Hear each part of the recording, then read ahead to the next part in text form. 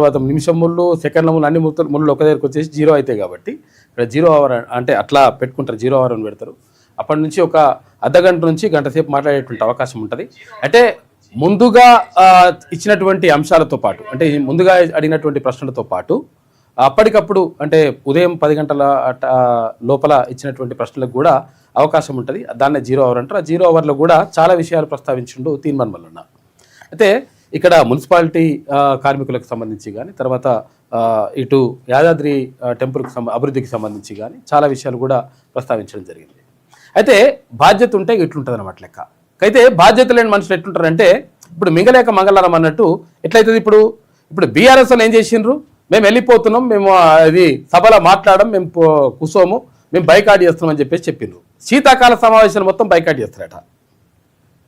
అంటే దీన్ని ఏమంటారు, దీన్ని ఆయన వచ్చేమో నేను మొత్తం కూడా ఏది తోలు తీస్తా, తర్వాత ఇంకేంది అది తోలు తీసి ఏం చేస్తాడు, బెల్టులు చేస్తారా ఏం చేస్తారు, తోలు తీసి సంచులు కొడతా, బెల్టులు కొడతా, తర్వాత ఇవన్నీ చేస్తా, ఏం చేస్తా అని చెప్పిండు. ఆయనకే తెలుసు ఇక అన్నాడు. అవతల పడ్డాడు. ఒకనాడు ఇట్లా వచ్చాడు, 3 నిమిషాల సేపు ఉన్నాడు ఏది అసెంబ్లీలో ప్రతిపక్ష నాయకుడు, మళ్ళీ అవతల పడ్డాడు. తర్వాత ఈ ప్రతిపక్ష పాత్ర పోషించమని చెప్పేసి ఎవరికి హరీష్ రావు చెప్పిండు. హరీష్ రావు చెప్తే హరీష్ రావు బైకాట్ అని చెప్పేసి అవతల పడ్డాడు. మరి నిన్న ఏమైనా కేటీఆర్ అంటే మనం వచ్చిండ అంటే కేటీఆర్ కూడా రాలేదు. అంటే ప్రతిపక్ష నాయకులు సరైనటువంటి కార్యాచరణ లేకుండా, ప్రజల కోసం మాట్లాడాలనేటువంటి చిత్తశుద్ధి లేకుండా ఉంటే ఇట్లుంటుంది అన్నమాట లెక్క. ఏం చేయాలి, ఒకవేళ నిజంగా ప్రభుత్వం ఏదైనా ఒకవేళ తప్పుడు విధానాలు అవలంబిస్తుంటే, నిజంగా తప్పుడు నిర్ణయాలు తీసుకుంటుంటే దాన్ని 100% ప్రశ్నించాలి. ప్రజలకు జరగాల్సినటువంటి సంక్షేమ కార్యక్రమాలకు సంబంధించి ఏమైతుంది అని చెప్పేసి అడగాలి. ఇదన్నీ అడగకుండా మేము అవతల వాడతాం, మేము బైకాట్ చేస్తున్నాం, బీకాట్ చేస్తున్నాం అని చెప్పేసి బీఆర్ఎస్ తప్పించుకున్నది. ఇప్పుడు అంటే ప్రధాన ప్రతిపక్షంగా ఉన్నటువంటి పార్టీ తన బాధ్యతల నుంచి పక్కకు తప్పుకుందంటే దాని అర్థం ఏంది అంటే, ఏమైంది అసలు యాక్చువల్గా కాంగ్రెస్ పార్టీ అంటే అధికారంలో ఉన్నటువంటి పార్టీ ఏమన్నది, మేము పవర్ పాయింట్ ప్రజెంటేషన్ చేస్తాము. ఎందుకంటే బీసీ అంశం ఎట్లకైనా పక్క పెట్టేసారు. బీసీ అంశం కూడా ఇక్కడ బీఆర్ఎస్ వాళ్ళు అడుగుతలేరు, అటు బీజేపీ వాళ్ళు అడుగుతలేరు, ఇటు కాంగ్రెస్ వాళ్ళు కూడా ప్రస్తావన కూడా చేస్తలేరు. ఇక్కడ బీసీ అంశం వీళ్ళకి అవసరం లేదనమాట. ఓట్లు అప్పుడు మాత్రమే అవసరం. ఓట్లు అప్పుడు వచ్చినప్పుడు కొట్టురు ఏరి తెలుస్తుంది వీళ్ళకు. అయితే ఇది పక్క పెట్టేసారు. మరి నిజంగా ఒకవేళ ప్రధానంగా చర్చ పెట్టాల్సినటువంటి అంశము ఏది, జన వివాదాలకు సంబంధించి మాట్లాడతాం, ఏకేస్తాం పీకేస్తాం అని చెప్పేసి మాట్లాడిండ్రు. మరి మాట్లాడినప్పుడు ఇక్కడ ఏది అధికార పక్షం ఏమన్నది, మేము పవర్ పాయింట్ ప్రజెంటేషన్ చేస్తాం, తర్వాత సూపర్ దేనికంటే దానికి మేము సమాధానం చెప్తాం అనగానే, నిజంగా ఒకవేళ అవకతవకలు జరగకపోయి ఉంటే అప్పుడు గతంలో నిజంగా ఒకవేళ అంత మంచి జరిగి ఉంటే ప్రతిపక్షం ఏం చేయాలి, కూర్చోవాలి. 100% ఇగో ఇది జరిగింది, ఇగో ఇట్లా జరుగుతూ ఉంది, ఇగో మీరు చేస్తున్నటువంటి విధానాలు ఇట్లున్నాయి కాబట్టి ఏపీకి ఇట్లా దోచిపెడుతున్నారు, ఇక్కడ కృష్ణా జలాల్లో ఇవి పోయినాయి, గోదావరి జలాల్లో ఇవి పోయినాయి, ఇట్లా మాట్లాడాల్సినటువంటి అవసరం ఉంటుంది. అదేం లేకుండా సప్పుడేక అవతల పడ్డారు. అంటే ప్రతిపక్ష పార్టీ, ప్రతిపక్ష హోదా ఉన్నటువంటి నాయకుడు ఏది అసెంబ్లీలో ప్రతిపక్షంగా నాయకుడు, ఆయననేమో ఒక్కరోజు 3 నిమిషాలు వచ్చేసి అవతల పడతాడు, పాదమోదో అనుకుంటాడు. ఇక పార్టీ మొత్తం ఇక ఉన్న ఎమ్మెల్యేలు ఏమైనా ఉన్నారో అనుకుంటే వాళ్ళు కూడా మేము బైకాట్ చేస్తున్నాం, పీకాట్ చేస్తున్నాం, బైకాట్ చేస్తుంది కాబట్టి మనం పెట్టింది. మళ్ళీ ఒక్కరోజు బైకాట్ చేస్తున్నాం అంటే ఒక రకంగా అనుకోవచ్చు. సమావేశాలు బైకాట్ చేస్తున్నాం, ఏది శీతాకాల సమావేశాలు. దీన్ని మింగలేక మంగళవారమే అంటారు. ఇంకా చేయలేక మద్దతు అన్నట్టు ఇగో ఇట్లా నడుస్తుంటుంది అన్నట్టు లెక్క. కాబట్టి ఎవరు మాట్లాడాలి ఇప్పుడు, ప్రజల సమస్యలకు సంబంధించి, ప్రజలు ఎదుర్కొంటున్నటువంటి బాధలకు సంబంధించి, నిరుద్యోగులకు సంబంధించి, తర్వాత ఇక్కడ ఉద్యోగులకు సంబంధించి, తర్వాత ఇక్కడ రైతులకు సంబంధించి, అటు అన్ని వర్గాలకు సంబంధించినటువంటి పేద ప్రజలకు సంబంధించి, వాళ్ళ భవిష్యత్తుకు సంబంధించి, గ్రామాలు ఉంటే ఆ గ్రామాల అభివృద్ధికి సంబంధించి ఇవన్నీ అంశాలు ఎవరు మాట్లాడాలి, ప్రతిపక్ష నాయకులు ప్రశ్నలు లేవనెత్తాలి, అధికార పక్షం నుంచి జవాబులు రాబట్టాలి, అట్టెట్లా వేయాలని చెప్పేసి నిలదీయాలి, అసెంబ్లీ వేదికగా ఇవన్నీ కూడా చేయాలి. కానీ అవతల పడ్డరు. వీళ్ళకి కూడా మంచిగా ఉన్నది, ఇప్పుడు అధికార పక్షం వల్ల మంచిగా ఉన్నది, ప్రతిపక్ష పోలు కూడా మంచిగా అవతల పడ్డరు. ఇక ఎవరన్నా ఫుల్ సైడ్ ఎవరన్నా అయిందంటే ఇది పబ్లికే పిచ్చోళ్ళు అన్నట్టుగా. అరే మిమ్మల్ని ఏం చేయమని పంపించినాం, అక్కడికి అసెంబ్లీకి పంపించినాం, మిమ్మల్ని ఓట్లేసి మా గురించి మాట్లాడతారు, మా అభివృద్ధి కోసం మీరు సంక్షేమం కోసం కృషి చేస్తారని చెప్పేసి పంపిస్తే ఇట్లా ఎవరు తప్పించుకున్నారో వాళ్ళు తప్పించుకుంటున్నారు, వేసుకుంటూ మాత్రం ఎవరు జైలు వేసుకున్నారో వాళ్ళు వేసుకుంటారు, వాళ్ళ కథ నడిచిపోతుంది మంచిగానే. కాబట్టి మనం ఈ విషయాల్ని మనం అర్థం చేసుకోవాలి. తర్వాత ఎవరి గురించి మాట్లాడుతున్నారు, బీసీలకు సంబంధించినటువంటి అంశం కనీసం చర్చకు రాకుండా అక్కడ ప్రతిపక్షం, తర్వాత ఇక్కడ అధికార పక్షం, అటు భారతీయ జనతా పార్టీ అన్నీ కూడా కథం క్లియర్గా ఉన్నారు వాళ్ళు. కాబట్టి ప్రజలు క్లియర్గా ఉండాల్సినటువంటి అవసరం ఉన్నది. ఇంకా చాలా విషయాలు మనం మాట్లాడుకుందాం. గ్రూప్ 1కు సంబంధించి ఎగ్జామ్కి సంబంధించి వాల్యుయేషన్ ఏడ చేసినామని చెప్పి అంటే ప్రభుత్వం తరఫున వాదించేటువంటి న్యాయవాది ఏం చెప్తాడు, మేము అక్కడ ఏది మర్రి చెన్నారెడ్డి మానవ వనరుల అభివృద్ధి కేంద్రం ఉన్నది కదా అక్కడ వాల్యుయేషన్ చేసినామని చెప్తున్నాడు. ఆర్టీఐలు అడిగితే ఏం చెప్పిండ్రు వీళ్ళు, లేదు జేఎన్టీయు, ఇక్కడ జేఎన్టీయు ఉంది కదా కేపీహెచ్బి దగ్గర కూకట్పల్లి హౌసింగ్ బోర్డు దగ్గర, జేఎన్టీయులో మేము వాల్యుయేషన్ చేసినామని చెప్పిండ్రు. అంటే ప్రభుత్వం తరఫున వాదిస్తున్నటువంటి ఇక్కడ న్యాయవాది మరి తప్ప, లేకపోతే ఇక్కడ మరి ఆర్టీఐ ఇన్ఫర్మేషన్ ఇచ్చినటువంటి ఇక్కడ ఏది తెలంగాణ పబ్లిక్ సర్వీస్ కమిషన్ తప్ప? అంటే లంగా కథలు ఇక్కడనే కూడా బయటపడుతున్నాయి. రాష్ట్రంలో అత్యంత పెద్ద ఉద్యోగం ఏంటి అంటే గ్రూప్ 1. ఆ గ్రూప్ 1కి సంబంధించి ఏం జరిగిందో చూడరు ఒకసారి. అప్పుడు దానికి సంబంధించి ఉన్నప్పుడు కనీసం అవి విషయాలు కాకుండా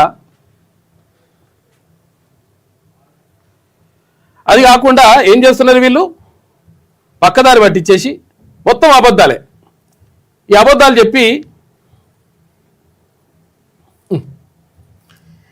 చెప్పేసి అవతల పడుతుంటే ఇప్పుడు నిజంగా నష్టపోయేది ఎవరంటే ప్రభుత్వ ఉద్యోగాల కోసం రాత్రనక పగలనక కష్టపడి చదివి ఇబ్బంది పడి అట్లా చేసినటువంటి ఎవరు నిరుద్యోగులు ఇబ్బంది పడతా ఉన్నారు. అయితే ఇక్కడ కన్ఫర్డ్ ఐఏఎస్ ఉంటుంది. మళ్ళీ ఇంకోటి ఇక గ్రూప్ 1 అంటే మనకు గుర్తుకొచ్చింది కన్ఫర్డ్ ఐఏఎస్. అంటే గ్రూప్ 1 నుంచి ఇక్కడ సెంట్రల్ సర్వీసెస్కి పంపిస్తారు, రాష్ట్ర ప్రభుత్వం పంపించాలి. ప్రతిపాదనలు పెడితే ఓ 5గురికి ఆ ప్రతిపాదనలు పెట్టుకుంటే 5గురిని పంపించేటువంటి అవకాశం ఉంటే ఒక ఆయనను పంపించి ఒక రెడ్డి గారిని పంపించేసారు. ఉపేందర్ రెడ్డి అని చెప్పేసి ఒక రెడ్డి గారిని సెంట్రల్ సర్వీసెస్కి పంపించేసిండ్రు. ఓకే అయిపోయింది లెక్క. గ్రూప్ 1 అధికారిగా మున్సిపల్ శాఖలో పనిచేస్తున్న ఉపేందర్ రెడ్డికి ఐఏఎస్ హోదా కేటాయిస్తూ కేంద్ర ప్రభుత్వం ఉత్తర్వులు జారీ చేసింది. స్టేట్ సర్వీసులో ఉన్న సీనియర్ అధికారులకు రాష్ట్ర ప్రతిపాదనలతోటి రాష్ట్ర ప్రభుత్వం ప్రతిపాదించాలి. ఎవరిని ప్రతిపాదించింది అంటే ఎస్సీ, ఎస్టీ, బీసీ, మైనార్టీ, తర్వాత ఇంకా అగ్రవర్ణాల్లో వేరే కులాలకు సంబంధించిన వాళ్ళు ఉన్నప్పటికీ వాళ్ళందరినీ పక్కకు పెట్టేసి ఒకరిని పంపించేసిండ్రు రెడ్డి గారిని. ఇగో ఇటువంటి జరుగుతుంటాయి అనమాట. ఇక్కడ కన్ఫర్డ్ ఐఏఎస్ ఆఫీసర్ ఇప్పుడు గ్రూప్ 1లో సెలెక్ట్ అవుతారు కదా, ఆ గ్రూప్ 1లో సెలెక్ట్ అయిన వాళ్ళు కొన్ని సంవత్సరాల తర్వాత ఇక్కడ కన్ఫర్డ్ ఐఏఎస్కి కూడా అవకాశం ఉంటుంది. అట్లా ఒక్కరిని సెలెక్ట్ చేసి పంపించేసిండ్రు. ఇగో ఇట్లుంటుంది అనమాట మతలబ్ అంతా కూడా మనం అర్థం చేసుకోవాలి. ఇగో ఐఏఎస్గా అధికారిగా ఉపేందర్ రెడ్డి ఎంపిక. చూడరిగా ఇక చాలా మంది ఉండే, వీళ్ళందరూ కూడా ఉన్నా కానీ వాళ్ళందరినీ పక్కకు పెట్టేసి ఒకరిని పంపించేసిండ్రు. ఇందులో ఎవరెవరు ఉండే, తెలంగాణ కేడర్ నుంచి 2024 బ్యాచ్ ఐఏఎస్ అధికారిగా పురపాలక శాఖ అధికారి ఉపేందర్ రెడ్డికి కేంద్రం హోదా కల్పించింది. ఈ మేరకు కేంద్ర సిబ్బంది తర్వాత శిక్షణ వ్యవహారాల శాఖ బుధవారం నోటిఫికేషన్ జారీ చేసింది. ప్రస్తుతం ఉపేందర్ రెడ్డి హెచ్ఎండిఏలో సంయుక్త కార్యదర్శిగా పనిచేస్తున్నారు. 2024 బ్యాచ్ తెలంగాణ కేడర్ ఐఏఎస్ అధికారి గ్రూప్ 1 పోస్టుకి రాష్ట్ర ప్రభుత్వం గతంలో రాము, తర్వాత ఉపేందర్ రెడ్డి, తర్వాత ఎస్ పంకజ, కె పద్మజారాణి, తర్వాత ఎస్ దిలీప్ కుమార్ అనే అధికారుల పేర్లను సిఫారసు చేయగా వీరికి ఇటీవల యూపీఎస్సీ ఇంటర్వ్యూలు నిర్వహించి ఉపేందర్ రెడ్డి పేరును ఖరారు చేసింది. హాలో బ్రిక్ యూనిట్ స్థాపనకు నిరభ్యంతర పత్రం జారీ కోసం 2014 జనవరిలో పెద్దంబర్పేట మున్సిపల్ కమిషనర్ హోదాలో ఉపేందర్ రెడ్డి 50,000 రూపాయలు లంచం తీసుకుంటుండగా ఏసీబీకి రెడ్ హ్యాండెడ్గా పట్టుబడ్డారు. అయినా ఆయనకే కీలకమైనటువంటి ఐఏఎస్ హోదా లభించడం అధికార వర్గాల్లో చర్చనీయాంశంగా మారింది. అంటే ఒక అవినీతి ఆరోపణలు ఉన్నటువంటి, గతంలో ఆరోపణలు కాదు ఆయన పట్టుబడ్డాడు ఏసీబీకి డైరెక్ట్గా రెడ్ హ్యాండెడ్గా 50,000 రూపాయలు లంచం తీసుకుంటూ పట్టుబడ్డటువంటి ఒక ఆయనని తీసుకుపోయి ఆయనకు ఐఏఎస్ కన్ఫర్డ్ ఐఏఎస్గా అవకాశం కల్పించిండ్రు. అంటే ఎవరి ప్రయోజనాల కోసం ఇక్కడ పనిచేస్తూ ఉన్నారు, ఏం కథ అనేటువంటిది మనం అర్థం చేసుకుంటే తెలుస్తుంది లెక్క. అంటే ఎట్లా మోసం జరుగుతుంది, ఏం కథ అనేది. ఇక తర్వాత ఈ గ్రూప్ 1కు సంబంధించినటువంటి అంశంలో కూడా ఏది వాళ్ళు చెప్పినటువంటి కథ ఒకటి, తర్వాత ఇక్కడ జరిగింది ఒకటి. దీనికి ఆధారాలతో మనం చూపిస్తాం. ఇప్పుడు ఏమంటే మాటలు చెప్పడం ఏమి ఉండదు లెక్క. ఎక్కడ మనం ఎప్పుడు కూడా క్లియర్గా ఆధారాలతో మాత్రమే బయటపెడతాం కాబట్టి పబ్లిక్ కూడా అట్లా నమ్ముతారు. చూడండి ఒకసారి, ఆర్టీఐ ఇన్ఫర్మేషన్ కోసం పెడితే అదేది మీకు రైట్ టు ఇన్ఫర్మేషన్ యాక్ట్ ప్రకారం మాకు ఇన్ఫర్మేషన్ ఇవ్వండి, సమాచారం ఇవ్వండి అని చెప్పేసి ఒక అప్లికేషన్ పెట్టుకుంటే ఏమని ఇచ్చిండ్రు ఇక్కడ చూడండి. అక్కడ ఈయనకి ఇచ్చిండ్రు వి పవన్ మనోగ్నూర్ బిజినేపల్లి మండల్, ఇక్కడ నాగర్ కర్నూలు జిల్లా. ఆయన రిక్వెస్ట్ పెట్టుకున్నాడు ఆర్టీఐ ఇన్ఫర్మేషన్ ప్రకారం. రిక్వెస్ట్ పెట్టుకుంటే ఇగో అసిస్టెంట్ రిజిస్ట్రార్ ఇచ్చిండ్రు. ఇది ఇగో valuation work for group 1 mains, valuation work for group 1 at JNTU from 7 November 2024 నుంచి 12/1/2025 వరకు ఎక్కడ జరిగిందట, వాల్యుయేషన్ వర్క్ ఎట్ JNTU అని చెప్పేసి చెప్పిండ్రు. JNTUలో ఈ వాల్యుయేషన్ జరిగిందని చెప్పిండ్రు కదా. చూడండి ఇక్కడ క్లియర్గా చూడండి, ఆర్టీఐ ఇన్ఫర్మేషన్ ఇది. మనం సొంత కవిత్వం ఏం కాదు, అసిస్టెంట్ రిజిస్ట్రార్ ఇచ్చేసిండ్రు ఇక్కడ. ఏది గ్రూప్ 1 వాల్యుయేషన్ ఎక్కడ జరిగింది నాయన, మొత్తం కూడా అవకతవకలు జరిగినాయి, మొత్తం మోసం జరిగింది అని చెప్పేసి చాలా మంది అడిగితే ఇన్ఫర్మేషన్ ఇచ్చినటువంటి ప్రత్యేక ఇన్ఫర్మేషన్ ఇట్లా క్లియర్ ఇన్ఫర్మేషన్ ఇట్లా ఇచ్చిండ్రు కదా. చూడరు, ఇది చూసారు కదా, ఓకేనా. ఇది చూసిన తర్వాత చూడండి ఇప్పుడు అక్కడ కోర్టు ఏం చెప్పిండ్రు. These evaluations were held in a centralized place or distributed over several? No, centralized. All of them were there in the Marri Chennareddy Institute. There's a very big institute. It's administrative. All the administrators are trained there. State and some of the center IAS guys also get to them there. They were there for a whole month. There's provision for stay for all the evaluators.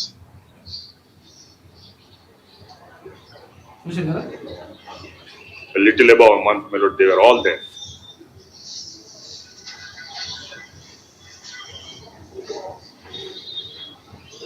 కోర్టుకి చెప్పింది చూడండి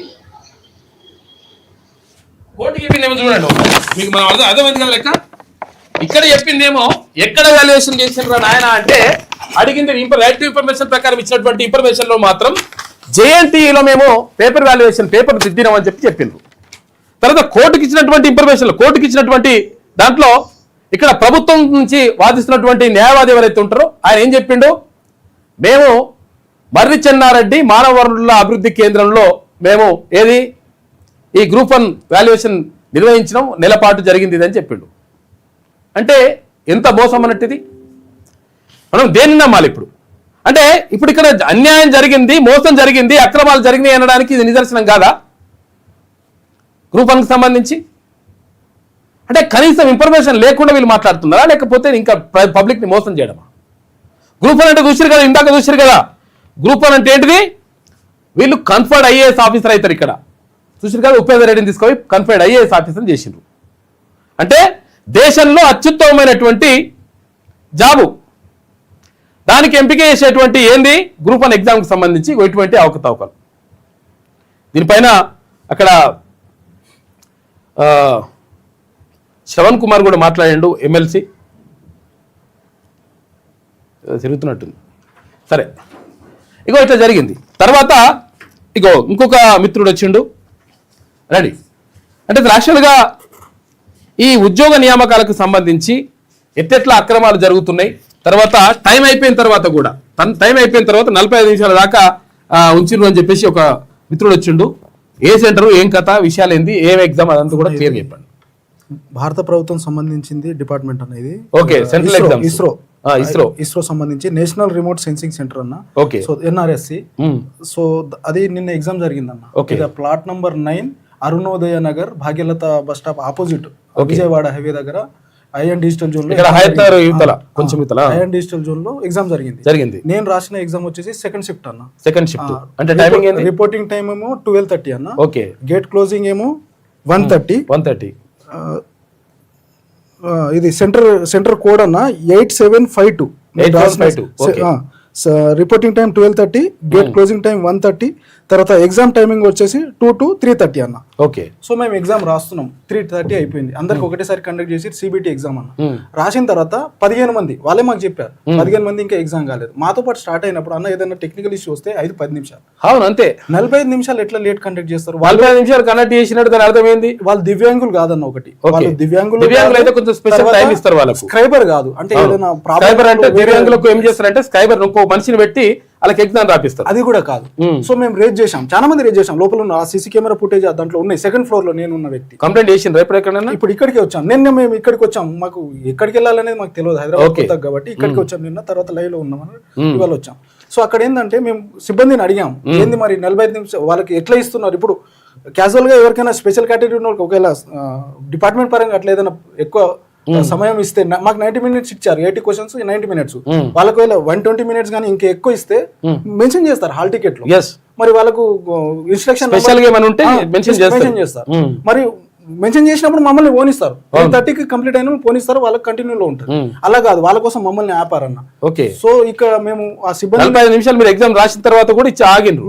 మాది అయిపోయింది, మేము close చేసిండ్రు. మేము 1:09 నిమిషాలు అన్న మాకు ఎగ్జామ్. మాది అయిపోయిన తర్వాత వాళ్ళకి 45 నిమిషాలు ఎక్స్ట్రా. అప్పటికి మాకు బయటకు రాణిస్తలేరు. ఓకే. మమ్మల్ని లోపలనే ఉంచారు, వాళ్ళది అయిపోయిన తర్వాత బయట పంపారు. సో మేము ముందు వస్తే ఏంటంటే ఇన్ఫర్మేషన్ స్పెషల్ గా ఎగ్జామ్ జరుగుతుందని బయటకు చెప్తామనే ఉద్దేశం కొద్దీ మమ్మల్ని ఆపారు. మేము సిబ్బందిని, నేను కానీ మా మిత్రులు కానీ, అంటే మేము అందరం ఇండివిజువల్ గా ఎవరి ఊరు నుంచి వాళ్ళు వచ్చి రాసిన వాళ్ళం, ఎవరికి అంత పరిచయాలు లేవు. కొంతమంది నిన్న కోపం మీద ఉండి ఇక్కడికి వచ్చాం. సో వాళ్ళు క్వశ్చన్ చేస్తే ఏం చెప్తున్నారంటే, కొంతమంది ఏం చెప్తున్నారు, వాళ్ళు లేట్ గా వచ్చారు బాబు, ఎన్ఆర్ఎస్ వాళ్ళు అవకాశం ఇస్తారా? అందరి సమాధానాలు సేమ్ లేవన్న. కొంతమంది ఒకసారి ఏమన్నారు, లేట్ గా వచ్చారు బాబు, ఎన్ఆర్ఎస్ వాళ్ళు అలో చేశారు 15 మందిని అంటారు. ఇంకోసారి అడిగితే ఏమన్నారు, లేదు బాబు వాళ్ళు లోపల వచ్చి కూర్చున్నారు, టైంకి వచ్చి వాళ్ళకి తెలియదంట. అన్న ఇది ఎన్ఆర్ఎస్సి ఎగ్జామ్, ఇప్పుడు సెంట్రల్ గవర్నమెంట్ అప్లికేషన్ చేయడం తెలుసు, నిమిషం అటు ఇటు అయితే తీసుకొని అప్లికేషన్ చేయడం తెలుసు అందరు అన్న. ఆడ సెక్యూరిటీ స్పీడ్ ఉంది. ఎట్లా అంటే ఇప్పుడు పేపర్ పట్టుకుని హాల్ టికెట్ పట్టుకుని ఎగ్జామ్ సెంటర్ దగ్గర పోతే తమ్ముడు ఆడ అతికిచ్చి హాల్ టికెట్ నంబర్ చూసుకొని ఎమ్మడికి లోపల 5 నిమిషాల ముందు పోయినా. మరి వాళ్ళకి స్పెషల్ గా ఎట్లా 45 నిమిషాలు అంటే ముందే, ఒకవేళ లేట్ వచ్చినా ఎట్లా వచ్చారు, ఒకవేళ ముందు వచ్చి టైం కు లోపల వచ్చినా 45 నిమిషాలు వాళ్ళకి వేరే ఫ్లోర్ లో ఏం బ్రీఫ్ జరిగింది, ఇవన్నీ సీసీ ఫుటేజ్ బయట పెట్టాలన్నా. మా డిమాండ్స్ ఒకటే, ఫస్ట్ ఆ ఎగ్జామ్ లో రద్దు చేయాలన్నా, రద్దు చేసి చట్ట ప్రకారం మళ్ళీ నిర్వహించాలి. ఎందుకంటే అందరం పేమెంట్ చేసిన వాళ్ళం. ఓపెన్ వాళ్ళు ఎక్కువ అమౌంట్ ఉంటది, స్పెషల్ కేటగిరీ కానీ అమౌంట్ ఉంటది. సో అది పర్మనెంట్ గా ఎన్ఆర్ఎస్ నోటిఫికేషన్ నంబర్ అన్న, సెంట్రల్ ఎగ్జామ్ అన్నమాట. సెంట్రల్ ఎగ్జామ్ అన్న. ఇది నోటిఫికేషన్ నంబర్ వచ్చేసి ఎన్ఆర్ఎస్సి, యూపీఎస్సి కాదన్న, ఇది ఎన్ఆర్ఎస్సి వాళ్ళు, ఎన్ఆర్ఎస్సి RMT 4/2025. ఈ నోటిఫికేషన్ డేట్ వచ్చేసి 10/11/2025 అన్న. సో ఈ నోటిఫికేషన్ ని పర్మనెంట్ గా రద్దు చేయాలనేది ఒక డిమాండ్ అన్న. దాని తర్వాత రద్దు చేసిన తర్వాత మళ్ళీ న్యాయం చట్ట ప్రకారం మాకు తర్వాత మళ్ళీ నిర్వహించాలి. ఇంకొకటి అన్న, iON digital zone centre code వచ్చేసి 8752. Vijayawada highway Bhagyalatha bus stop దగ్గర ఆ ప్లాట్ నెంబర్. ఆ సెంటర్ ని పర్మనెంట్ గా క్లోజ్ చేయాలన్న. దాని తర్వాత ఇంకొకటి ఏంటంటే, నేను ఫోరెన్సిక్ సైన్స్ స్టూడెంట్, నేను కూడా చదివినా. నేను అన్న ఈ నోటిఫికేషన్ల కోసం 3 పీజీలు చేసి ప్రిపేర్ అవ్వకుండా తల రాసుకుంటూ హైదరాబాద్ బాగుంటది అన్న. నా సిచ్యువేషన్ ఎట్లా అంటే, సాయిబాబా టెంపుల్ లో పొద్దున్న టిఫిన్ ఇస్తారన్న బాక్స్. అవును, ఆ బాక్స్ దిల్సునగర్ కాదన్న, ఇక్కడ శివం టెంపుల్ అక్కడ మార్నింగ్ ఇస్తారు, దిల్సునగర్ లో మధ్యాహ్నం ఇస్తారు. ఇక్కడ మార్నింగ్ ఇస్తే ఆ బాక్స్ పట్టుకొని పొద్దున సగం, సాయంత్రం సగం తింటామన్నా, మధ్యాహ్నం ఆకలితో ఉంటాం. అట్లాంటి సిచ్యువేషన్ అన్న. అట్లాంటిది మేము ఆశపడి కష్టపడి చదువుకుంటాం, ఇట్లా చదువుతున్నాను. అసలు ఈ నోటిఫికేషన్ పర్మనెంట్ గా క్యాన్సిల్ చేయాలి. తర్వాత ఐఎన్ డిజిటల్ జోన్ పర్మనెంట్ గా మూసివేయాలన్న. తర్వాత ఎవరైతే అవకతవకలు పడ్డారో వాళ్ళని కంప్లీట్ గా చట్ట ప్రకారం చట్టం ముందు నిలబెట్టాల్సిందే అన్న. ఎందుకంటే చాలా మంది భయపడి, ఇప్పుడు అన్న కొంతమంది నా బాధ ఇట్లా ఉంటే కొంతమంది ఛాయ్ రాకుండా ఆకలి చంపుకుంటారు అన్న. ఇట్లాంటి సిచ్యువేషన్ ఎవరికి చెప్పుకోవాలో తెలియక ఇక్కడికి వచ్చినాం అన్న. మేము తప్పకుండా మీరు పోలీస్ స్టేషన్ లో కంప్లైంట్ చేయండి. తర్వాత ఇక్కడ సంబంధిత ఎగ్జామ్ కండక్ట్ చేసిన వాళ్ళు ఉన్నారు కదా, ఆ సంస్థకు కూడా మీరు కంప్లైంట్ చేయండి. కంప్లైంట్ చేసిన తర్వాత దాని ముందుకు తీసుకెళ్దాం. యాక్చువల్లీ ప్రొసీజర్ అంతా నేను సింగిల్ ఇప్పుడు తీయించాలి అన్న. అది సో దీని మీద న్యాయం చేయాలని ఇక్కడికి తప్పకుండా మనం కూడా మాట్లాడదాం. మీరు కూర్చోండి. తర్వాత ఇంకోటి ఏంటంటే మీరు అక్కడ పోలీస్ స్టేషన్లో కంప్లైంట్ చేయండి. తర్వాత దీనికి సంబంధించి ఏదైతే ఇప్పుడు ఎగ్జామినేషన్ వహిస్తున్నటువంటి NRSC ఉంది కదా, ఇంకా 5 రోజుల్లో రిజల్ట్ అన్న ఇమీడియట్లీ ఎగ్జామ్ ఆపితే బాగుంది. ఎందుకంటే 5 రోజులు రిజల్ట్ వచ్చింది 100% ఆపాల్సిందే. ఎందుకంటే ఇది మొత్తం కూడా మోసం. ఇది 45 నిమిషాల పాటు ఉట్టిన కూర్చోబెట్టి అంటే వాళ్ళని ఎగ్జామ్ రాయించిండ్రు, వీళ్ళని ఉట్టిన కూర్చోబెట్టిందంటే ఇది పెద్ద మోసం. అంటే ఒక నిరుద్యోగి బాధ ఎట్లుంటది అంటే అట్లుంటది. పొద్దున ఇంత టిఫిన్ తీసుకొని దాన్నే పొద్దున మధ్యాహ్నం ఇంత తిని అసలు యాక్చువల్గా తెలియనటువంటి పరిస్థితులు ఉంటారు. తర్వాత మధ్యాహ్నం ఇప్పుడు ఇక్కడ సాయిబాబా టెంపుల్, ఎక్కడేది దిల్సుఖ్నగర్ సాయిబాబా టెంపుల్ ఉంటుంది కదా, మధ్యాహ్నం ఇక్కడ శివన్ టెంపుల్లో మీరు పొద్దున ఇస్తారు, మధ్యాహ్నం ఇక్కడ సాయిబాబా టెంపుల్ దిల్సుఖ్నగర్లో మధ్యాహ్నం ఇస్తారు. అయితే అది ఆ భోజనం చేసి వాళ్ళు కష్టపడి చదువుకొని ఇట్లా వేసుకుంటుంటే లాస్ట్కి వస్తే ఈ లంగా కొడుకులు ఇట్లా గ్రూప్ 1కి సంబంధించి ఏడేసినవరా అని సెంటర్ అని చెప్పేసి అడిగితే సెంటర్ పేపర్ వాల్యుయేషన్ ఏడేసినవరా అంటేనేమో ఇక్కడ ఇది రైట్ టు ఇన్ఫర్మేషన్ యాక్ట్ ప్రకారం ఇచ్చినటువంటి ఇన్ఫర్మేషన్ ఏంటంటే ఇవో ఇక్కడ ఇది ఏది JNTU valuation work for group 1 at JNTU from 7/11/2024 to 12/1/2025. మీకు డీటెయిల్స్ అని వాట్సాప్ ఇది ఉన్నది కదా. తర్వాత ఇక్కడ కోర్టు చెప్పింది అట్లా ఎట్లా చెప్పారు, ఇది ఎక్కడ చేసిన అన్న మరి వాల్యుయేషన్ అని చెప్పేసి అంటే కోర్టు చెప్పింది. Evaluations were held in a centralized place or distributed over several centralized. All of them were there in the Murray Chennareddy Institute. There's a very big institute. It's administrative. ఇక్కడ చేసినామని చెప్పేసి అంటే మర్రి Chennareddy institute లో చేసినామని చెప్పేసి అక్కడ ఏది కోర్టుకి చెప్పింది. ఇంకా ఎగ్జామ్ సెంటర్స్ వాళ్ళన్న బెదిరించారు, అడిగిన ప్రశ్నించాలని బెదిరించారు, మీరేమో తోపులా అది ఇది అన్న. ఆ ఫుటేజ్ మొత్తం అన్న ఫోరెన్సిక్ డిపార్ట్మెంట్ లో డిజిటల్ సపరేట్ డిపార్ట్మెంట్ ఉంటుంది అన్న, ఆ డిపార్ట్మెంట్ ద్వారా CC ఫుటేజ్ మొత్తం చెక్ చేయాలన్న. ఒక ఫోరెన్సిక్ ఎటువంటి అవకతవకలు జరుగుతూ ఉన్నాయి. పాపం జీవితాలే పరంగా పెట్టేసి నిరుద్యోగులు కష్టపడతా ఉంటారు. మీరు పడే లంగకథల వల్ల జీవితాలు ఆగమైతారా బాబు. కాబట్టి చాలా జాగ్రత్తగా 100% వాళ్ళకి న్యాయం చేయాల్సిన అవసరం ఉన్నది. ఈ గ్రూప్ 1కి సంబంధించి కూడా ఇది కూడా తేలాలి లెక్క. ఇప్పుడు రేపు మళ్ళీ రిజల్ట్స్ ఏదో దాని బట్టి కోర్టు తీర్పు ఏదో ఉన్నది, ఇది కూడా పరిగణలోకి తీసుకొని దీన్ని కూడా గ్రూప్ 1 అభ్యర్థులు అంటే ఎంత బాధ ఉంటుంది, జీవితాలు పెడతారు. నేను కూడా గ్రూప్ 1 క్యాండిడేట్, నేను గ్రూప్ 1 ఆస్పిరెంట్. నేను ఎస్ఏ రేటింగ్లో state first, Osmania university first, Hyderabad district first. నాకు నెట్ సెట్ టెట్ బిట్ ఇవన్నీ ఉన్నాయి, క్వాలిఫికేషన్లోనే ఉన్నాయి. MA B.Ed TPT PhD అది కావాల్సిన క్వాలిఫికేషన్. కానీ ఈ లంగ కథలు పడడం వల్ల మొత్తం కూడా చాలా మంది నిరుద్యోగులు నష్టపోతా ఉన్నారు పాపం. చూసిగా ఒక నిరుద్యోగ బాధ ఎట్లుంటుంది అనేది మాట్లాడదు మిత్రం, కూర్చోండి. ఇట్లున్నది కథ. ఇక వార్తలలోకి వెళ్దాం. లేట్ అయిపోయింది అనుకుంటా, అయినా కానీ మనకు ఇప్పుడు ఏమున్నాయి, ఇప్పుడు అంతా ఉట్టిదే లెక్క, అంత అన్ని పేపర్లో గదే రాసుకొచ్చిండ్రు. మేము మూసి ముందు పోతామని మేము అవతలికి పోతున్నామని వాళ్ళు BRS ఉంది. మూసిపై ముందుకే మార్చి నెలాఖరుకు తొలి దశ అంచనాలు ఖరారు. ఆ వెంటనే 21 కిలోమీటర్ల పనులకు టెండర్లు. సంక్రాంతిలోపు DPR పై స్పష్టత. ఇక ADB నుంచి 4,000 కోట్ల రూపాయల రుణం. వచ్చే 2 ఏళ్లలో హైదరాబాద్కు 20 TMCల గోదావరి జలాలు. ఇక అభివృద్ధి చేస్తుంటే కొందరు విషయం కక్కుతున్నారని చెప్పి శాసనసభలో ముఖ్యమంత్రి రేవంత్ రెడ్డి మాట్లాడాడు. ఏమైంది, మూసిపైన మేము ముందుకు పోతామని ముఖ్యమంత్రి గారు చెప్పిండ్రు. ఉపాధి హామీలో మార్పులు, పేదలకు తీరని అన్యాయం, పట్టణాలకు మళ్లీ వలసలు తప్పవు అని చెప్పేసి సీఎం అంటా ఉన్నారు. ఇక్కడ బండారం బయటపడుతుందనే భరాసా పలాయనం. మంత్రులు జూపల్లి, తర్వాత వాకిటి శ్రీహరి. ఏమైంది, వీళ్ళు బయటకు వెళ్ళిపోయారు. రంగారెడ్డి జిల్లా అస్తిత్వం దెబ్బతీసేలా GHMC డివిజన్ల విభజన జరిగిందని చెప్పేసి కాంగ్రెస్ పార్టీ ఎమ్మెల్యే బల్రెడ్డి రంగారెడ్డి అంటా ఉన్నారు. రంగారెడ్డి జిల్లాకు అన్యాయం జరుగుతుందని. ఇక్కడ అసెంబ్లీ సమావేశాలను బహిష్కరిస్తున్నాం, ప్రభుత్వ తీరుకు నిరసనగా ఈ నిర్ణయం అని చెప్పేసి BRS అంటుంది. ప్రభుత్వ తీరుకు నిరసనగా ఎట్లా చేస్తారు మీరు? అసెంబ్లీలో ఉండి కదా చర్చించాల్సింది, అసెంబ్లీలో ఉండి కదా మాట్లాడాల్సింది. ప్రజల కోసం మాట్లాడాలని నిజంగా చిత్తశుద్ధి ఉంటే మీరు అవతలకి ఎట్లా పోతారు? ఒక్కరోజు పోయినంటే మనం అనుకో సమావేశాలు మేము బహిష్కరిస్తామని చెప్తున్నారు. శీతాకాల సమావేశాలు మేము ఉండమని, మా పని మేము చేసుకోపోతాం, మేము ప్రభుత్వం, మేము అవతలకి పోతామని వీళ్ళు. ఇక పిచ్చోళ్ళు అయ్యేది పబ్లిక్ అన్నట్టు. ఇటువంటి వాళ్ళని మనం ఎన్నుకుంటే ఏదైతే కథ. ప్రభుత్వ తీరుకు నిరసనగా ఈ నిర్ణయం అని చెప్పేసి భరోసా. శాసనసభ నుంచి గన్ పార్క్ వరకు నినాదాలతో ప్రదర్శన చేసిరట. ఇక మింగలేక మంగళవారమే అంటారు ఇది.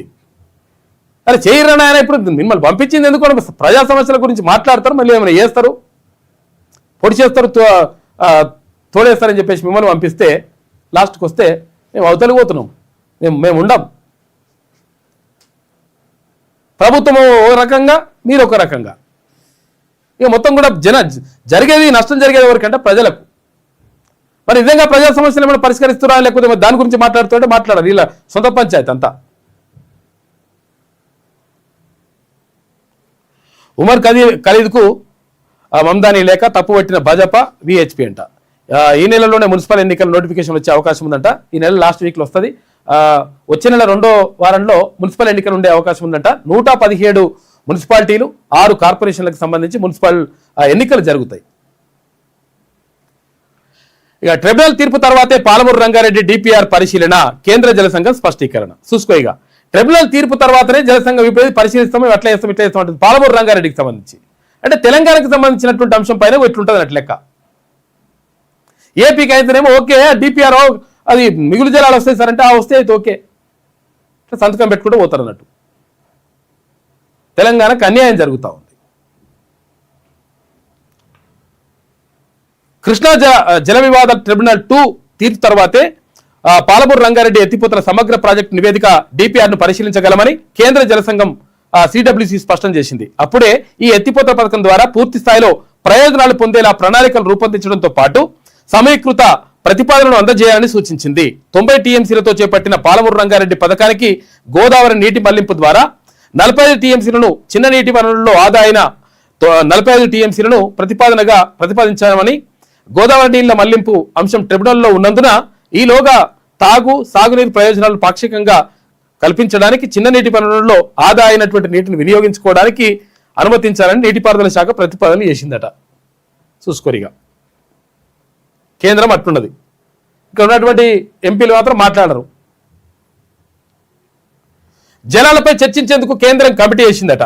కేంద్ర కమిటీ జలసంఘం చైర్మన్ నేతృత్వంలో 12 మంది సభ్యులు ఉంటారు. ఇలా తెలంగాణ, ఏపీ నుంచి చెరో 4 అవకాశం కల్పించారు.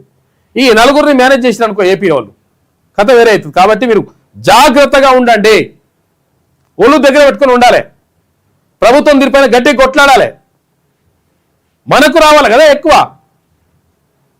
79% నీళ్ళు వాటా అక్కడ ఎక్కడ మనకు గోదావరి జిల్లాలో రావాల్సి ఉంటే ఇక్కడ ఏది 69% ఇక్కడ కృష్ణా జిల్లాలో రావాల్సి ఉంటుంది. మరి ఇవన్నీ మనము సపడే కూకుంటే ఎవరు చూడాలి ఇవన్నీ కథలన్నీ?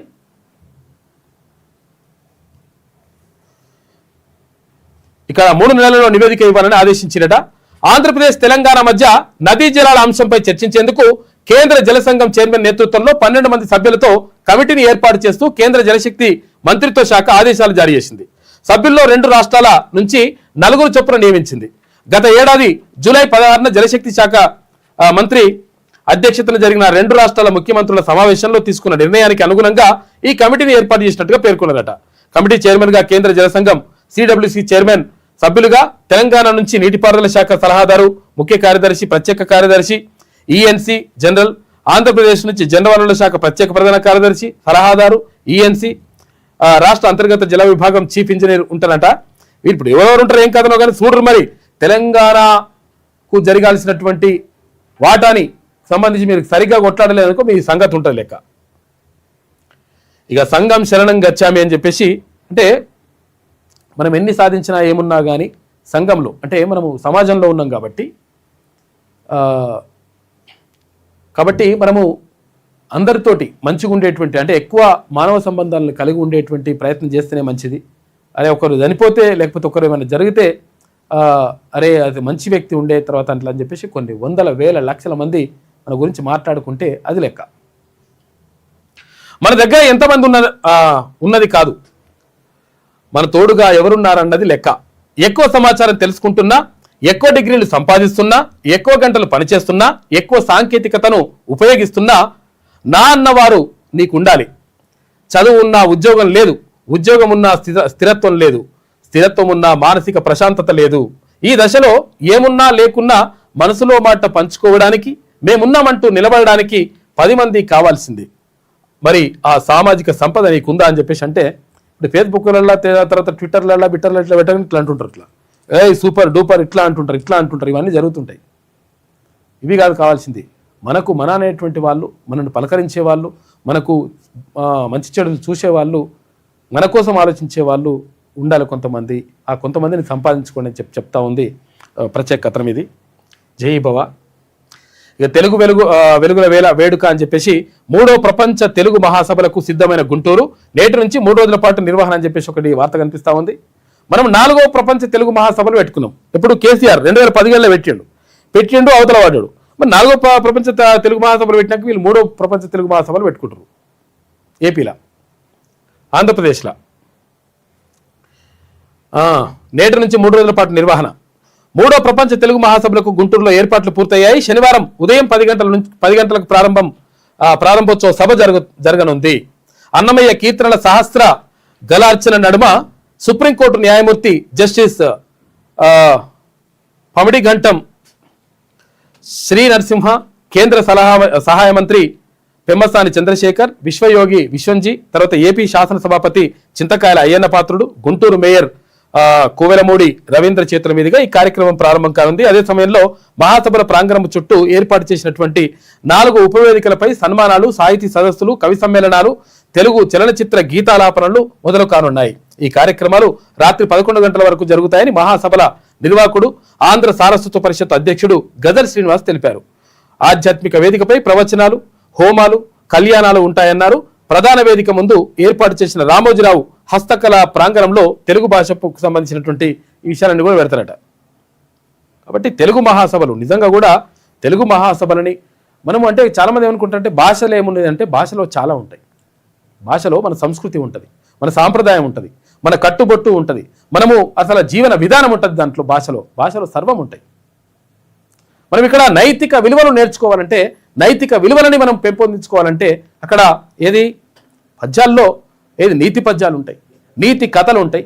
తర్వాత ఇవన్నీ రకరకాలుగా ఇవన్నీ కూడా మనకు అక్కడ అందుబాటులోకి, దానివల్ల మానవుని యొక్క పరివర్తనలో మార్పు రావడానికి అవకాశం ఉంటుంది. మానవుడు అంటే గొప్పగా ఉండడానికి అంటే మార్గదర్శకంగా ఉండడానికి అవకాశం ఉంటుంది. కాబట్టి భాష ఎందుకు ఉపయోగపడుతుంది అంటే భాష చాలా రకాలుగా ఉపయోగపడుతుంది.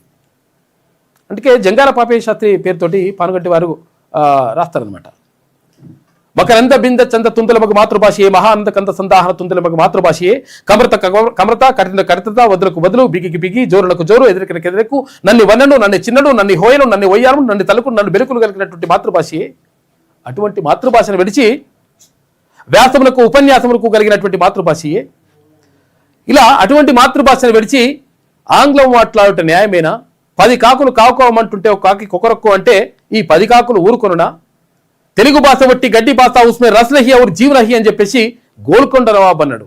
అంటే తెలుగు భాష మీద ఉన్నటువంటి తెలుగు భాష మీద ఉన్నటువంటి ద్వేషం కాదు, ఆయన భాష మీద ఉన్నటువంటి మమకారంతో అన్నాడు. కాబట్టి దేశ భాషలందు తెలుగు లెస్స అని చెప్పేసి శ్రీకృష్ణదేవరాయలు లాంటి వాళ్ళు అంటే దేశ భాషలందు తెలుగు లెస్ అయ్యేటువంటి అవకాశాలు ప్రమాదం కనిపిస్తూ ఉంది ఈ పరిస్థితుల్లో. కాబట్టి తెలుగును కాపాడుకోవాల్సినటువంటి అవసరం 100% ఉంటుంది.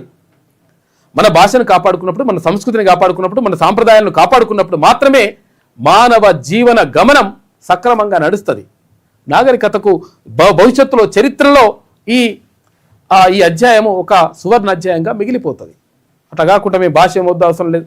ఎందుకని వేరే భాషలు నేర్చుకోవడానికి ప్రయత్నం చేస్తున్నంటే అన్నం పెట్టేటువంటి భాష కావాలనుకుంటారు, భూమి పెట్టని భాష మాకెందుకు అనుకుంటారు. కాబట్టి ఇలా అన్నం పెట్టేటువంటి ఏర్పాటు చేయాలంటే ఉద్యోగ కల్పనలో భాష ప్రాముఖ్యాన్ని కల్పిస్తే 100% ఏది మంచి జరుగుతుంది. కాబట్టి ఏపీలో అక్కడ జరుగుతూ ఉన్నాయి. ఇవాళ నుంచే స్టార్ట్ అవుతున్నాయి తెలుగు మహాసభలు. ఇక మద్యం దాగి దొరికిన పైలట్ దొరికిండట. చూసుకో, ఇక ఇక్కడ బస్సు డ్రైవరు, కార్ డ్రైవర్ కాదు దొరికింది, పైలట్. ఏది విమానాన్ని నడిపెట్ట ఆయన. తప్పించుకొని వెళ్తే పట్టుకోలేమనుకున్నావా అని చెప్పేసి మీది పోతుంది గాలిబటర్ మీద. ఇట్లుంటుందంట కథ. ఇది ఈనాడులో ఉన్నటువంటి ప్రధాన కథనాలు. అయితే ఒకసారి వెలుగుదిన పత్రిక చూద్దాం.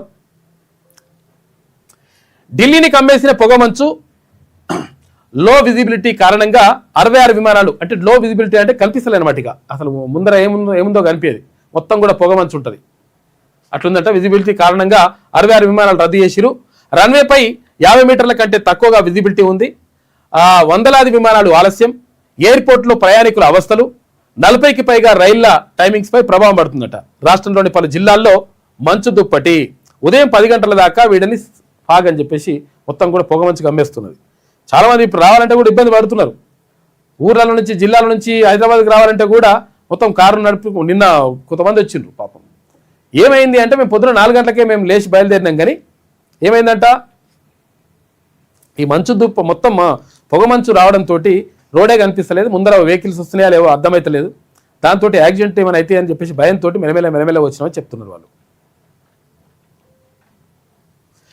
బీఆర్ఎస్ వాళ్ళ కడుపులో మూసీని మించిన విషం ఉంది అని చెప్పేసి ముఖ్యమంత్రి అంటున్నాడు.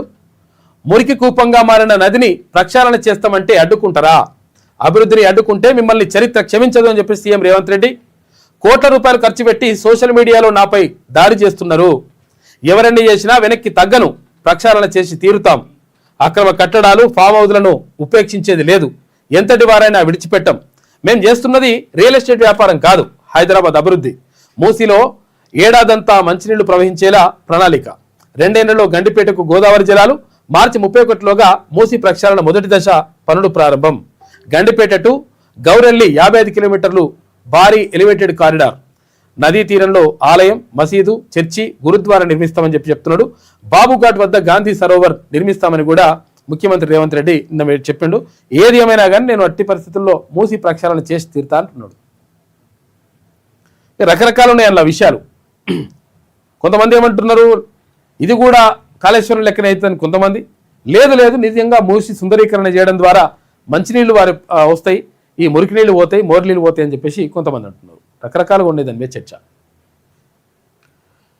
ఇక బీఆర్ఎస్ బైకాట్ చేసింది చూసుకో. ఇక బీఆర్ఎస్ పార్టీ ఏమైంది, అవతలకు పోయింది. మేము ఉండం, మేము పోతాం అంటే ఇంకట్లా నడుస్తున్నాడు కథ.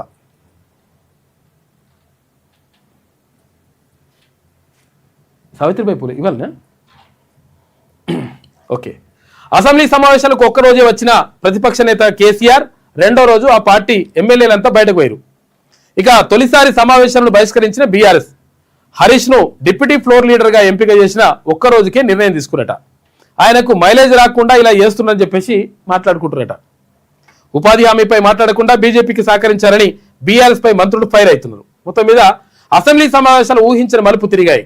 ప్రజా సమస్యలపై ప్రధానంగా కృష్ణా గోదావరి జలాలపై అధికార ప్రతిపక్షాల మధ్య వాడివేడి చర్చ జరుగుతుందని అంతా అనుకున్న సమయంలో ప్రధాన ప్రతిపక్షం బీఆర్ఎస్ సమావేశాలను బైకాట్ చేసింది. ప్రతిపక్ష నేత కేసీఆర్ తొలి రోజే సమావేశానికి వచ్చి వెంటనే వెళ్లిపోగా రెండో రోజే బీఆర్ఎస్ సభ్యులంతా సభను బహిష్కరించడం చర్చనీయాంశమైంది.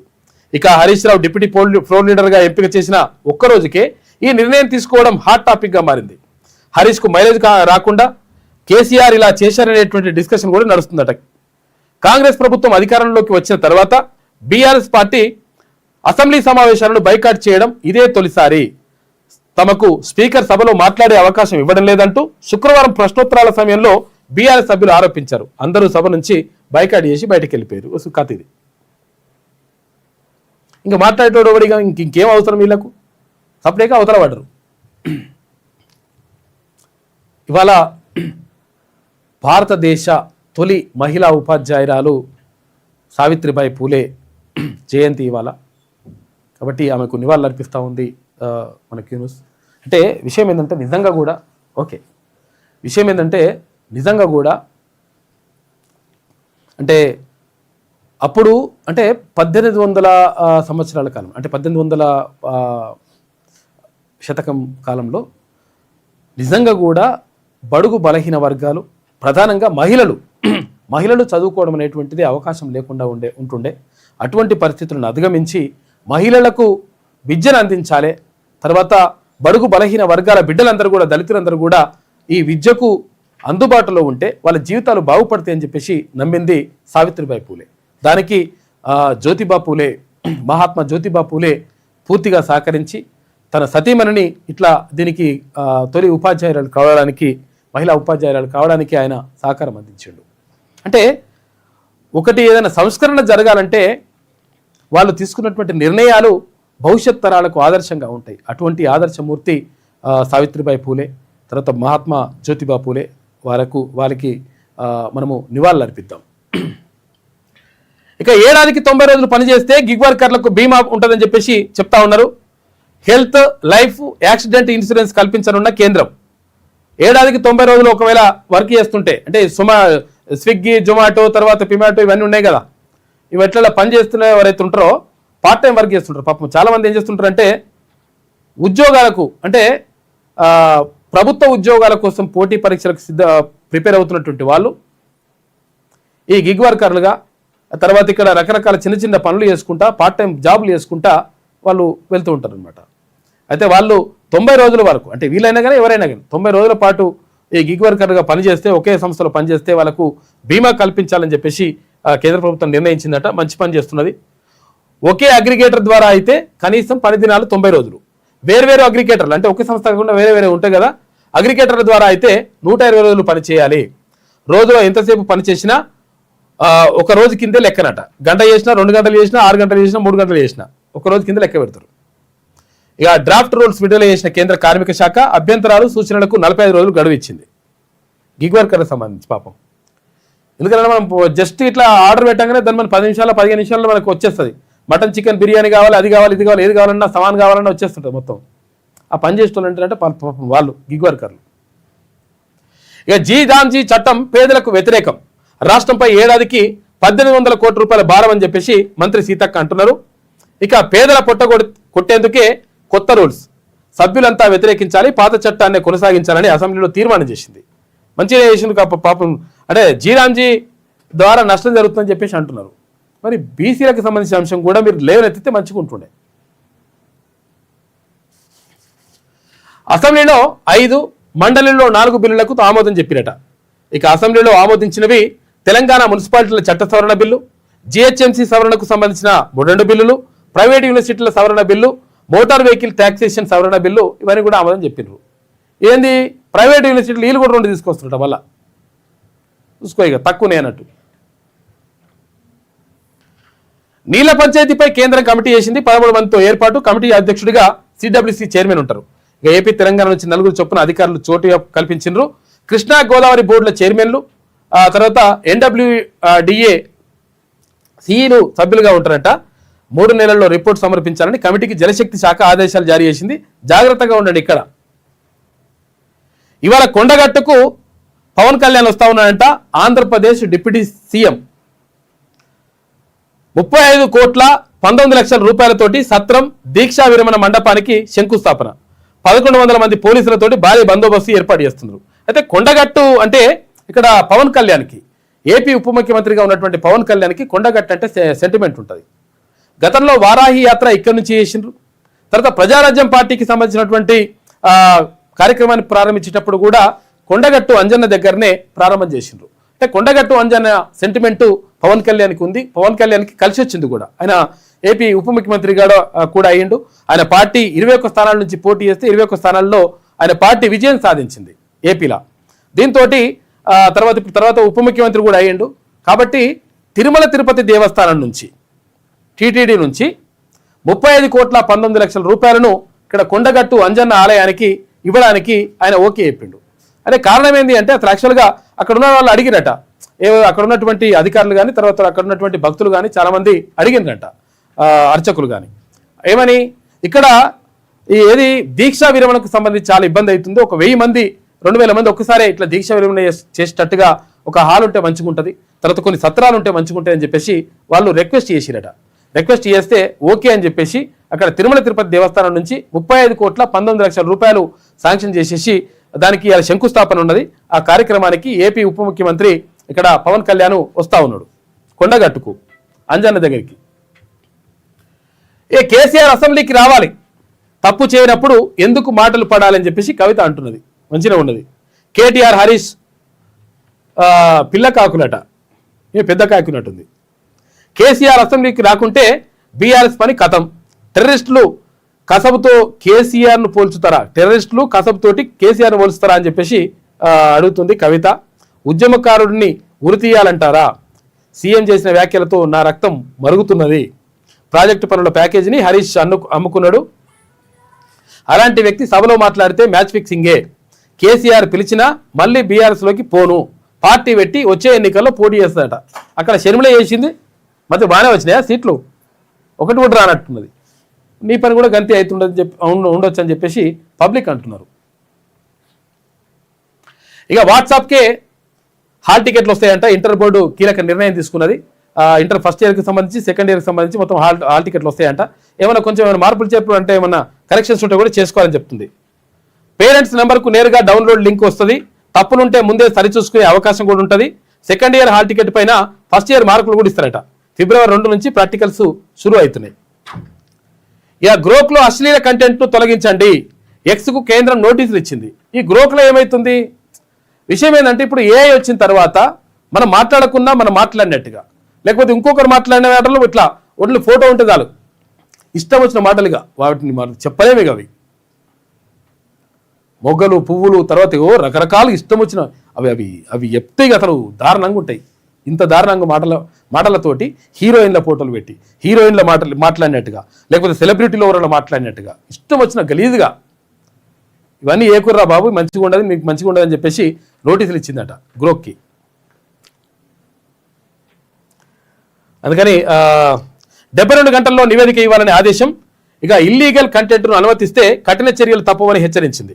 గ్రోక్లో మహిళల మార్ఫింగ్ ఫోటోలపై ఎంపీ ప్రియాంక చతుర్వేది ఆందోళన వ్యక్తం చేసింది. కేంద్ర ఐటీ మంత్రి అశ్విని వైష్ణవ్కు లేఖ రాసిందంట. కాబట్టి ఎక్స్కు నోటీసులు ఇచ్చేసింది కేంద్ర ప్రభుత్వం. అయితే గ్రోక్లో ఇష్టం వచ్చినట్టుగా ఇట్లా మార్ఫింగ్ చేసేసి ఆమె ఉన్నాయి లేనట్టుగా, లేని ఉన్నట్టుగా, మాట్లాడినట్టుగా, అవి ఏది నిజమో ఏది అబద్ధమో కూడా అర్థమవుతుంది. అంత దారుణంగా కొంచెం క్లియర్గా తయారు చేస్తున్నారు. టెక్నాలజీ మంచికి ఉపయోగపడాలి కానీ ఈ అడమైన విషయాలకు ఉపయోగపడద్దు అని చెప్పేసి చాలామంది బాధపడుతున్నారు. ఇక పోలీసుల అదుపులో మావోయిస్టు బరిసే దేవన్ అంట, ఇంకొక నాయకుడు కూడా వచ్చేసిండు. చాలామంది మ్యాక్సిమం 2026 మార్చి 31 నాటికి మావోయిస్టు రహిత దేశంగా భారతదేశాన్ని తీర్చిదిద్దుతామని చెప్పేసి కేంద్ర హోంమంత్రి అమిత్ షా చెప్పినట్టే మొత్తం కూడా ఎక్కడికక్కడ ఏర్వేత కార్యక్రమాలు కలిసిన వాళ్ళకి కలిసినట్టుగా కాల్చి చంపుడు, లేకపోతే లొంగిపోమని చెప్పేసి హెచ్చరించడం, ఇవన్నీ కూడా జరుగుతూ ఉన్నాయి. అంటే విషయం ఏంటంటే అసలు యాక్చువల్గా ఒకటి చేయాల్సింది ఏంటంటే, కేంద్ర ప్రభుత్వం ఇవన్నీ చేస్తుంది ఓకే, మావోయిస్టులు లేకుండా చూడాలని చెప్పేసి అనుకోవడం ఓకే, కానీ వాళ్ళతో నిజంగా ఒకవేళ వాళ్ళ డిమాండ్లు ఏమున్నాయి, ఆ డిమాండ్లు ఎందుకు వాళ్ళు మావోయిస్టులుగా మారుతున్నారు, అడవుల్లోకి వెళ్ళి వాళ్ళ ప్రాణాలను ఎందుకు అర్పిస్తున్నారు అనేటువంటి విషయాన్ని వాళ్ళతోటి ఒక చర్చ జరిపి వాళ్ళ డిమాండ్లు ఏందో ఉన్నాయో వాళ్ళని తీసుకొని ఆ డిమాండ్లను తీసుకొని వాటిని పరిష్కరించే ప్రయత్నం చేస్తే ఇంకా బాగుండేది. ఇప్పుడు సంపుడు పింపుడు తర్వాత భయపెట్టించడంతా జరుగుతున్నది సరే ఓకే, కానీ దీంతో పాటు వాళ్ళ డిమాండ్లు ఏందో ఉన్నాయో తెలుసుకొని వాటిని పరిష్కరిస్తే అసలు యాక్చువల్గా భావజాలమే ఉండదు కదా, భావజాల వ్యాప్తి ద్వారానే ఉంటుంది కదా లెక్క. ఎందుకు అన్యాయం జరుగుతుందంటేనే కదా వీళ్ళు అంటే ఉద్యమకారులుగా మారుతున్నారు. కాబట్టి అట్లా జరగడానికి కారణాలు ఏమున్నాయో ఆ కారణాలను కూడా తెలుసుకొని వాటిని పరిష్కరిస్తే ఇంకా బాగుండేది. ఇక 15 మంది గెరిల్లా ఆర్మీ సభ్యులతో కలిసి లొంగుబాటు, లైట్ మెషిన్ గన్ సహా 20కి పైగా ఆయుధాలు అప్పగింత. రేపు మీడియా ముందు ప్రవేశపెట్టనున్న పోలీసులు 30 ఏండ్ల హిడ్మాతో కలిసి పలు ఆపరేషన్లో పాల్గొన్న దేవా అని చెప్పేసి ఒక వార్త కనిపిస్తూ ఉంది. ఇక 3 రోజుల్లో 975 కోట్ల రూపాయల మద్యం అమ్మిరట. ఇంట్లో సంసారాన్ని నడపలేకపోయినా ప్రభుత్వాన్ని నడిపిస్తున్నాం రా బావా అంటున్నాడ. ఇంట్లో సంసారం అయితే నడిపిస్తలేడు. ఈయన ఏం చేస్తున్నాడంటే తాగుతుండు పోతుండు ఊగుతున్నాడు. ఎవరు నడిపిస్తున్నారా అంటే ప్రభుత్వాన్ని నడిపిస్తున్నారు. ఎందుకంటే మరి వీళ్ళ ఆదాయంతో నడుస్తుంది ప్రభుత్వం కొంతవరకు. అటువంటి కథగాడికి వచ్చింది లెక్క. ఇది వెలుగులో ఉన్నటువంటి ప్రధాన కథనాలు అయితే ఒకసారి ఆంధ్రజ్యోతి చూద్దాం. పండగ తర్వాత పురపోరు, ఇక చెప్తున్నాం కదా మనం ఇప్పటికే మున్సిపల్ ఎన్నికలు 117 మున్సిపాలిటీలకు తర్వాత 6 కార్పొరేషన్లకు ఎన్నికలు జరగడానికి రెడీ అయిపోయింది, సిద్ధమైపోయింది కథ.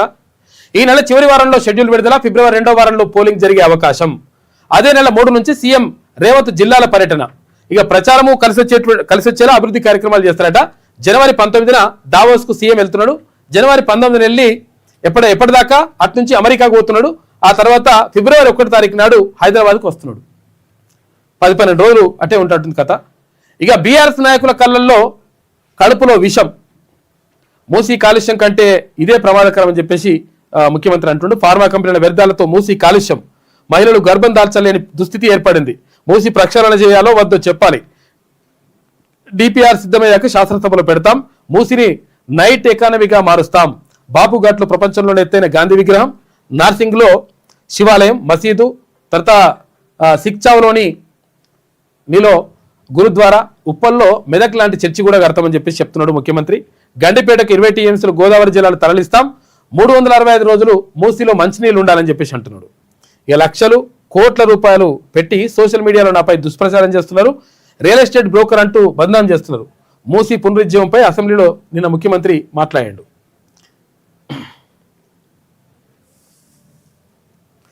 నిన్న కడుపులో విషము ఎట్లా అంటే కడుపు నిండా విషయం. మూసీలో ఉన్న కాలుష్యానికంటే వీళ్ళ కడుపులలో అంతకంటే ఎక్కువ విషయం ఉంది అధ్యక్ష. విషం జమ్ముతున్నారు. మీరు మూసీ కాలుష్యమే ప్రమాదం అనుకుంటున్నారు అధ్యక్ష. ఈ మనుషుల కడుపుల్లో ఉన్న విషయం మూసి కాలుష్యానికంటే ప్రమాదకరంగా తయారైంది అధ్యక్ష. ఏం నెట్ అధ్యక్ష? నేను ఎవరినైనా విమర్శించిన అధ్యక్ష? నేను ఈ ప్రభుత్వం ఏం కార్యక్రమాలు చేపట్టబోతుందో సభలో సభ్యులు మాకు తెలవాలని అడిగిండ్రు. పాయల శంకర్ గారు ఏం అడిగిండ్రు అధ్యక్ష? మేము సభ్యులము, ప్రభుత్వం ఏం చేస్తుందో మాకు వివరించండి, మేము కూడా మా చేతనైన సాయం చేస్తామని మాట్లాడిండ్రు అధ్యక్ష. నేను వివరాలు చెప్పే ప్రయత్నం చేస్తే విషయం ఎందుకు పక్కుతున్నారు అధ్యక్ష? 2004 నుంచి 14 తెలంగాణ కోసం కొట్లాడిన ప్రజాప్రతినిధులు ఏ హోదా? కాబట్టి ఇదంతా కూడా నడుస్తుంది. మొత్తం మీద వాళ్ళు విషం అల్లుముకున్నారు అని చెప్పేసి ముఖ్యమంత్రి చెప్తా ఉన్నాడు. ఇక జీ రామ్జీని వ్యతిరేకిస్తున్న ఉపాధి హామీ చట్టం స్ఫూర్తిని కేంద్ర ప్రభుత్వం దెబ్బతీస్తోంది. పేదల హక్కులు హరించేలా కొత్త చట్టం, దాంతో రాష్ట్రాలపై ఆర్థిక భారం. అసెంబ్లీలో సీఎం రేవంత్ నరేగాను పునరుద్ధరించాలని డిమాండ్ చేస్తా ఉన్నారు. ఇక మూసీ కంటే రేవంత్ మాటలు కంపే ఎక్కువ. ముందు ఆయన నోటిని ప్రక్షాళన చేయాలి. సభను స్పీకర్ ఏకపక్షంగా నిర్వహిస్తున్నారు. జవాబు చెప్పలేక మాపై దాడి అని చెప్పేసి హరీష్ రావు స్పీకర్ సీఎం తీరుకు నిరసనగా వాకౌట్ చేశారట. ఇక సమావేశాన్ని బహిష్కరిస్తున్నట్లు వెల్లడి. గన్ పార్క్ వద్ద బీఆర్ఎస్ సభ్యులు నిరసన చెప్తున్నారు. కేసీఆర్ నోరు యమునా నది కంటే కంపు, ఆయన మాటలు అందరికీ తెలుసు అని చెప్పేసి కోమటిరెడ్డి వెంకటరెడ్డి అంటున్నాడు. సరే ఏదేమన్నా కానీ బాగానే ఉండదు. కానీ ఇప్పుడు కథ ఏంటంటే, ఇప్పుడు మనం నిన్ననే చెప్పినా కానీ ఎట్టి పరిస్థితుల్లో కాక రాడన్నాం, కాక రాలే. తర్వాత వీళ్ళు కూడా బయటకు పోతున్నారు. కథ ఇక సమావేశాలకు రాంట చూసుకో. ఇక సమావేశాలు బహిష్కరిస్తున్నాం, ఆడలేక మద్దతు ధరు అన్నట్టు కథ ఉన్నది. కథ కేసీఆర్ సభకు రావాలి, ఆరోపణలపై మాట్లాడాలి, చిత్తశుద్ధి నిరూపించుకోవాలని చెప్పేసి కవిత అంటున్నది. ఇక కొత్త బైక్పై 2000 రూపాయలు సెస్ చేస్తున్నట, కారుకు 5000 రూపాయలు, భారీ వాహనాలకు 10,000 రూపాయలట. ఇక రహదారి భద్రతా సెస్సు వసూలుకు సర్కార్ నిర్ణయం తీసుకుంది. అసెంబ్లీలో బిల్లు పెడతారట. ప్రమాదాల నివారణకు సుప్రీం ఆదేశాల మేరకు నిర్ణయం. ఏటా 300 కోట్ల రూపాయల రాబడి. తేలికపాటి రవాణా వాహనాల త్రైమాసిక పన్ను లైఫ్ ట్యాక్స్గా మారుస్తున్నారట. ఇక భవనాల క్రమబద్ధీకరణ ప్రకటిస్తాం, న్యాయపరమైన చిక్కులన్నీ త్వరలో పరిష్కరిస్తాం అని చెప్పేసి మంత్రి శ్రీధర్బాబు అంటుండు. రాష్ట్రంలో మరో 2 ప్రైవేటు యూనివర్సిటీలకు అనుమతి. చూసుకో. ఇక ప్రైవేట్ యూనివర్సిటీలు పెట్టుకున్నారు నాయన. ఈ యూనివర్సిటీలు కథం చేయరు, కంపే ఆల్రెడీ చచ్చిపోయినాయి. వాటిని బొందబెట్టి ఒకటే ఉన్నది. ఇక ఇప్పుడు ప్రభుత్వ విద్యని మంచి బలోపేతం చేస్తాం, అట్లా చేస్తాం, ఇట్లా చేస్తాం, ఏకినం పీక్తాం అని చెప్పేసి మళ్ళీ డైలాగులు కొట్టి లాస్ట్కి వస్తే ప్రైవేట్ యూనివర్సిటీలు మళ్ళీ ఇంకోరు వాళ్ళు 5 ఇచ్చిపోయి వీళ్ళు 2 పల్లా మా వంతు ఏదైనా ఇంకో 2 ఏళ్ళు అయినాక మళ్ళీ ఇంకో 4 ఇది మీ ఏం పోయింది. రంగారెడ్డి భువనగిరి జిల్లాలో ఏర్పాటు అని చెప్పేసి ఒక వార్త. కార్పొరేషన్లకు ఓకే. పంచాయతీరాజ్, పురపాలక, జీహెచ్ఎంసీ చట్టాలను సవరించిన ప్రభుత్వం 3 బిల్లులకు శాసనసభ ఆమోదం చెప్పింది. ఎమ్మెల్యేలతో మాట్లాడాకే కార్పొరేషన్ల సంఖ్యపై నిర్ణయం తీసుకుంటామని చెప్పిండ్రు. విలీన మున్సిపాలిటీల్లో ప్రజలపై పన్నుల భారం ఉండదు. భవన నిర్మాణ అనుమతుల మీద కూడా భారం వేయబోం. మౌలిక వసతుల్లో అసమానతలు తగ్గించేందుకే విలీనం. శాస్త్రీయంగాని సరిహద్దుల నిర్ణయం, ఆందోళన వద్దు. సమగ్ర అభివృద్ధికి ప్రణాళికలు, 360 డిగ్రీల కోణంలో మెట్రో. ఇక జీహెచ్ఎంసీ విలీనంపై సభలో మంత్రి శ్రీధర్బాబు మాట్లాడాడు. ఇక కోర్ అర్బన్ ఏరియాను ఆర్థిక జోన్గా గుర్తించినట్లు వెల్లడి. జీహెచ్ఎంసీ విస్తరణ అశాస్త్రీయంగా ఉంది, ప్రభుత్వానికి తొందరపాటు చర్య అని చెప్పేసి ఎమ్మెల్యే అక్బరుద్దీన్ అంటున్నాడు. గ్రేటర్ హైదరాబాద్ భవిష్యత్తును తాకట్టు పెట్టేలా విస్తరణ. బీజేపీ ఎమ్మెల్యే పాల్వాయి హరీష్ బాబు విమర్శ. ఇక మున్సిపల్ సవరణ బిల్లుకు మండలి కూడా ఆమోదం చెప్పింది. ఇక ఉమర్ ఖలీద్కు మమ్దాని సంఘీభావం చెప్పినాడు. వాడు ఇదేందుకు కథలు ఉన్నాడు. మేమంతా నీ గురించి ఆలోచిస్తున్నామని సందేశం. ఉమర్కు మద్దతుగా అమెరికా చట్టసభ సభ్యుల లేఖ రాసినట. ఇది భారత వ్యవహారాల్లో జోక్యం చేసుకోవడం అని చెప్పేసి బీజేపీ అంటుంది. వాస్తవం ఇది. గ్రోకు అసభ్య కంటెంట్పై కేంద్రం సీరియస్ అయింది. మహిళల చిత్రాలను అశ్లీలంగా మార్చేందుకు వీలు కల్పిస్తున్న గ్రోకు 72 గంటల్లో ఆ పోస్టులన్నీ తొలగించాలంటూ ఎక్స్కు కేంద్ర సమాచార శాఖ లేఖ రాసి నోటీసులు ఇచ్చింది. ఇక పొగమంచు గుప్పిట. రాష్ట్రంలో చాలా చోట్ల ఉదయం 9 గంటల దాకా వీడని మంచు తెర. రహదారులపై వాహనదారులకు తీవ్ర ఇబ్బందులు ఎదురవుతా ఉన్నాయి. విమాన రాకపోకలకు తీవ్ర అంతరాయం కలుగుతుంది. తగ్గింది చలి కానీ, కాకపోతే మంచు ఇదంతా కూడా పొగ మంచు కమ్మేస్తుంది. జల వివాదాలపై కమిటీ 13 మందితో ఏర్పాటు చేసిన కేంద్ర జలశక్తి శాఖ అని ఒక వార్త. బీఆర్ఎస్ కాంగ్రెస్ వల్లే తెలంగాణకు అన్యాయం అని చెప్పేసి కృష్ణా జలాలపై మీరు తప్పు చేసి కేంద్రానిపై నెడతారా? ప్రజలకు క్షమాపణ చెప్పాలని చెప్పేసి కేంద్ర మంత్రి బండి సంజయ్ అంటున్నాడు. విద్యార్థుల తల్లిదండ్రుల వాట్సాప్లకు ఇంటర్ హాల్ టికెట్లు వస్తాయంట. ఫిబ్రవరి 25 నుంచి ఇంటర్ వార్షిక పరీక్షలు ఉంటాయని చెప్పేసి బోర్డు కార్యదర్శి చెప్తున్నారు. ఇక పెట్టుబడుల్లో ఆంధ్రప్రదేశ్ టాప్ ఉంటుందంట. దేశంలోకి వచ్చిన పెట్టుబడుల్లో 4వ వంతు ఆ రాష్ట్రానికే. చూసుకోయిగా బ్యాంక్ ఆఫ్ బరోడా నివేదిక కథనం ప్రచురించిన ఫోర్బ్స్ ఇండియా. ఇక పెట్టుబడి అనుకూల విధానాల వల్లే అనుమతులు శరవేగంగా ఇస్తున్నాం, అందుకే అగ్రస్థానంలో నిలిచామని చెప్పేసి ఏపీ అంటున్నది. చూసుకోయిగా ఇది ఆంధ్రజ్యోతిలో ఉన్నటువంటి ప్రధాన కథనాలు. అయితే ఒకసారి మన శనార్థి తెలంగాణలో చూద్దాం. గ్యాస్ సిలిండర్పై 111 రూపాయలు పెంచుతా ఉన్నారు. వాణిజ్య సిలిండర్పై ధర పెంపు. 2 రోజుల అనుమతులు అమలవుతున్నటువంటి పెంచిన ధరలు. గృహోపకరణ వంట గ్యాస్ యథాతథంగా ఉంటుందంట. అవి వాటికి పెంచుతారట వాణిజ్యానికి సంబంధించి. బీసీలకు కేటాయింపులు కొండంతా, కానీ చేసిన ఖర్చు మాత్రం గోరంతే. గత 10 ఏళ్ల పాలనలో ఇదే పరిస్థితి. కార్పొరేషన్లను పూర్తిగా నిర్వీర్యం చేశారు. కారు, డ్రైవర్, కార్యాలయం తప్ప కార్పొరేషన్లకు పెద్దగా నిధులు ఇయ్యలే. అలా కుర్చీ వేసిండ్రు, ఆ కుర్చీలో ఆయన ఉంటాడు లెక్క. ఏమైంది కుర్చీ వేస్తారు తప్ప ఇక ఇదంతా ఏముండదు లెక్క. కాబట్టి ఏది నిధులు కేటాయింపులు అనేటువంటివి జరుగుతాయి. బీసీలకు సంబంధించి అయితే మాత్రం చేతులు రావాలకు. గత సర్కార్లో ఒక్క కార్పొరేషన్ పై రివ్యూ జరగలే. రాష్ట్ర ప్రభుత్వం 3 దఫాలుగా పంటలు తిన్నట్లు చెప్తోంది. కానీ పంట నష్టానికి పరిహారానికి అస్సలే పొంతన లేదు. గత సర్కార్ ఫసల్ బీమాను గాలికి వదిలేసింది. మరి ఈ ప్రభుత్వం అన్నా పట్టించుకుంటుందా లేదా అనే దానిపై స్పష్టత ఇస్తే బాగుంటుంది. యాదాద్రి గుడి నిర్మాణంలో భారీ అవినీతి జరిగింది. మనం ఇందాక చూస్తున్నాం బయట అంతా కూడా తిరుమల గారు ఎమ్మెల్సీ మాట్లాడినటువంటి విషయాలు మండలిలో. అందుకు సంబంధించినటువంటి ఆధారాలు నా దగ్గర ఉన్నాయి. గత ప్రభుత్వంలో పెద్ద ఎత్తున ఫీల్డ్ అసిస్టెంట్లను తొలగించారు. వారందరినీ ఈ ప్రభుత్వం మళ్ళీ విధుల్లోకి తీసుకోవాలి. శాసన మండలిలో ఎమ్మెల్సీ తీన్మర్మలన ఈ అంశాలన్నిటిపైన మాట్లాడాడు. కేటాయింపులేమో మస్తుగా ఉంటాయి. కొండంత రాగం తీసి కల్వకుంట్ల పాట అనేట్టు ఉంటుంది లెక్క. అంగట్లో మద్యం అమ్మకం. ఇక చూసుకో, ఎన్నికలకు వచ్చినటువంటి లిక్కర్ను అంగట్లో అమ్మిన సామాజిక కార్యకర్త రణం రవణ అమ్ముతున్నట. ఏది ఎలక్షన్లో అప్పుడు ఇచ్చినట ఇవన్నీ బాటిల్లు. కూరగాయలతో పాటు మద్యం విక్రయం.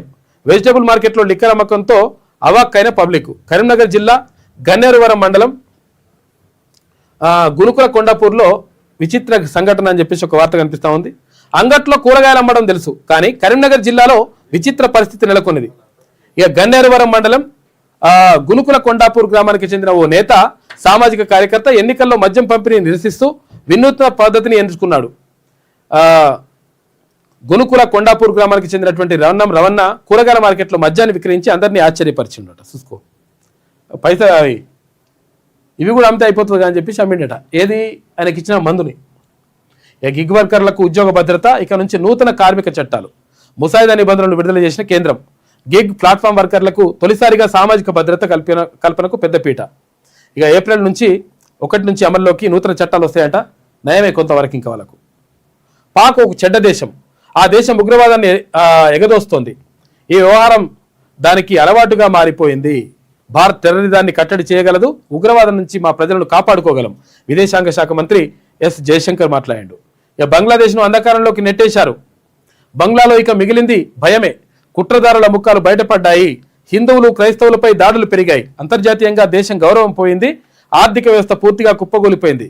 యూనస్ సర్కార్పై షేక్ హసీనా విమర్శలు చేస్తూ ఉంది. ఇవి ఇక్కడ ఉన్నది, ఇప్పుడు భారతదేశంలో ఉన్నది. ఆమె నదీ జలాల వివాదాల పరిష్కారానికి కమిటీ కేంద్ర జల సంఘం చైర్మన్ నేతృత్వంలో ఏర్పాటు చేస్తున్నారు. ఇక హిడ్మాను మోసం చేసి చంపారు. ఒక లేఖ విడుదల చేసినట. కాంగ్రెస్ నేత ద్రోహం వల్లే ఎన్కౌంటర్ జరిగిందని చెప్పేసి లేఖ బయటకు వచ్చింది. వైద్యం పేరిట నమ్మించి పోలీసులకు పట్టించిండ్రు. హిట్ లిస్టులో ఉన్న వారికి ప్రజాకోర్టులో శిక్ష తప్పదు. మావోయిస్టు పార్టీ సంచలన లేఖ విడుదల చేసింది. మావోయిస్టు పార్టీ అగ్రనేత, people's guerrilla supreme leader Madvi Hidma encounter ఒక బూటకమని, ఒక రాజకీయ నేత చేసిన ద్రోహం వల్లే ఆయన మృతి చెందాడని మావోయిస్టు పార్టీ విడుదల చేసిన లేఖ తెలుగు రాష్ట్రాల్లో కలకలం రేపుతుంది. భద్రాద్రి కొత్తగూడెం జిల్లా చెర్లకు చెందినటువంటి ఒక కాంగ్రెస్ నాయకుడు హిడ్మాను నమ్మించి మోసం చేశాడని మావోయిస్టు పార్టీ అల్లూరి సీతారామరాజు జిల్లా డివిజన్ కమిటీ ప్రతినిధి విప్లవ్ ఈ లేఖలో సంచలన ఆరోపణలు చేసిండు. హిడ్మాని నమ్మించి మోసం చేసి చంపేసిరని. ఇక కేంద్రంపై కావాలనే బురద జల్లుతున్నారు. వాళ్ళ తప్పులను కప్పిపుచ్చుకునేందుకు కేంద్ర సర్కారును బదనాం చేస్తున్నారు. జాతీయ అబద్ధాల పోటీలు నిర్వహిస్తే బీఆర్ఎస్ కాంగ్రెస్కు అవార్డులు పక్కా. కృష్ణా జిల్లాలో రాష్ట్రానికి రావాల్సింది 811 టీఎంసీలు. ఇక్కడ కానీ కేసీఆర్ 299 టీఎంసీలు చాలని ఒప్పుకున్నారు. తెలంగాణకు దక్కాల్సిన వాటాను కేసీఆరే ఏపీకి దారదత్తం చేశారు. లక్షలుగా 550 టీఎంసీలు రావాలి.